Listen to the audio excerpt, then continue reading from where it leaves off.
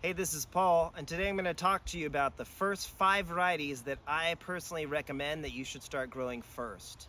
So number one, first plant you should grow is going to be a voodoo child or a sugar dragon. You can see why we have, in this case, this is Arizona purple, but it's very much similar to the ones I talked about. It's already got a flower bud and it's early to bloom. So this Arizona purple, or here's sugar dragon, it has some flower buds that turn to branches. But generally, this is the first plant I recommend. One, because it's gonna be self-fertile. Two, it's an early bloomer, so it's gonna be an excellent pollen source. Three, it's not hard to get. You can find yourself a sugar dragon or voodoo child pretty easily online, and you won't get duped too easily. You can see what the plants look like. They're generally gonna have 1 to 3 thorns, really thick thorn. They're dark olive green, 3-sided, has nice ribs or waves, and it's generally gonna look very similar to this. So the reason why I suggest growing this first, a sugar dragon especially, or a voodoo child, is because it's a little bit slower to grow at first. It takes kind of another season to mature and produce fruit. So absolutely number one variety, in my humble opinion, would be 8S, which is sugar dragon, voodoo child, Arizona purple, or even neon. That one's similar as well, but I notice it does bloom a little later. So that's the absolute number one variety I recommend. So in short, sugar dragon.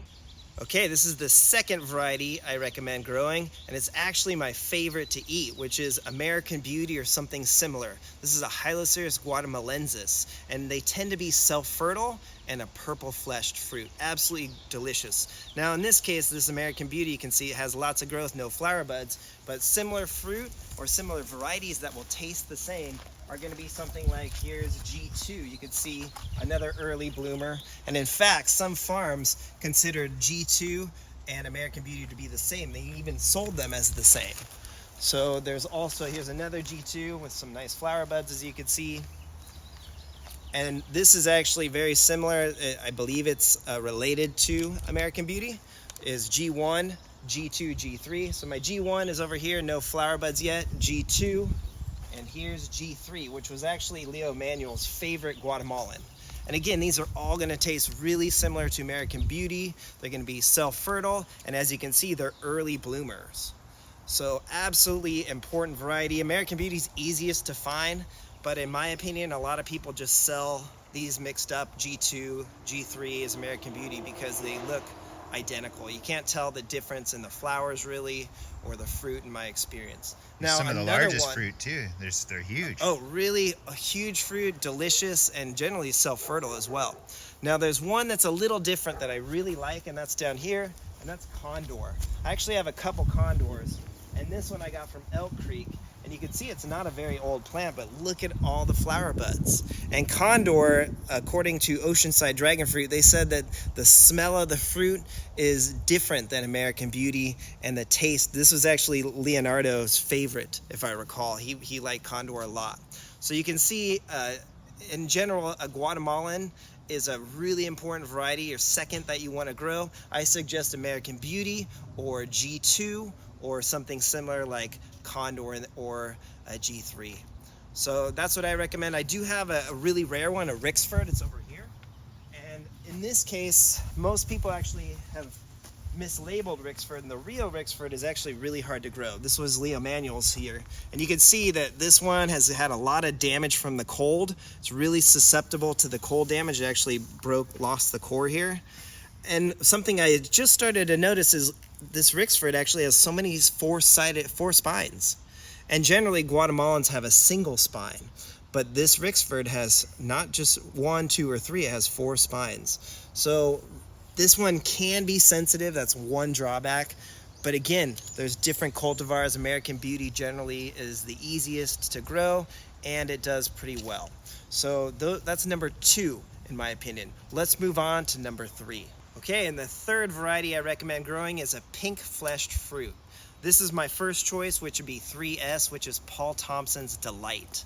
It's a really light pink fruit. It's delicious, but you can see that there's no flower buds. One, this plant's not that big, but it tends to bloom a little later. So there's different varieties of pink-fleshed fruit. Townsend Pink's another one that's really people enjoy and it tastes really good. And my favorites are actually over here. It's a Laverne Pink. And be aware of Laverne pink because not all Laverne pinks are the same. I call this one Paul's Laverne pink because it actually was a mislabeled Laverne red. And this produces a really sweet light pink fruit. It Brixes in the mid-20s, absolutely sweet, delicious, really delicious grapefruit. But you can see that these ones generally wake up and flower a little bit later. So not much activity, there's some new growth, but I never get flower buds on this until after the solstice. So a third choice is, I humbly really recommend, is a really delicious pink fleshed fruit. All right, let's talk about the number 4 variety that you should grow. Okay, so the 4th variety I recommend is a purple flowered fruit. So this plant here is Bruni, and that's probably my favorite of the 3 sisters, Bruni, Kathy Von Arum, and Connie Meyer. And the reason why I like Bruni is it tends to bloom first, and it has a delicious coconut flavored fruit. Smaller size, but the most gorgeous flower. You can see the flower here. So this is Bruni. The flower is purple, absolutely gorgeous. Now another gorgeous flower that tastes probably even better in my opinion is Axe.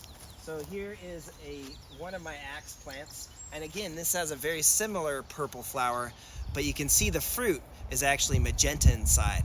So very different flavored fruit. This one is really sweet and I like it a lot. So that's Axe. So the 4th variety you should grow is a unique flower. In this case I recommend one of the purple flowers. There's quite a few out there now. And number 5, I recommend something rare. So there's so many out there, they can be so expensive, it's ridiculous, but there are some really unique cultivars, and here's 2 right here. So this one, you can see Cotton Candy actually has a flower bud right here, and this is 1-10, one of Don Burnett's seedlings, and this one makes a white flower where its sisters make a purple flower, but this is a really delicious, really sweet fruit.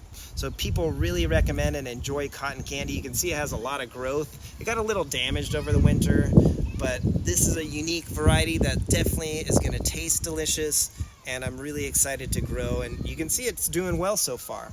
Here's another really rare, unique one. This is Esmeralda. This is a white-fleshed undatus, but it's got a green skin.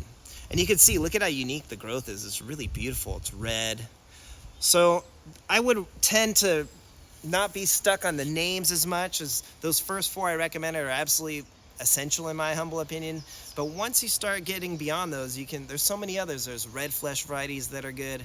But I would recommend, if you're only growing 5, do the 4 and then something really unique. And they can get expensive, so be careful. But just make sure that you pick something that people have really reported tasting great. Like Connie G could be another one. There's just so many out there.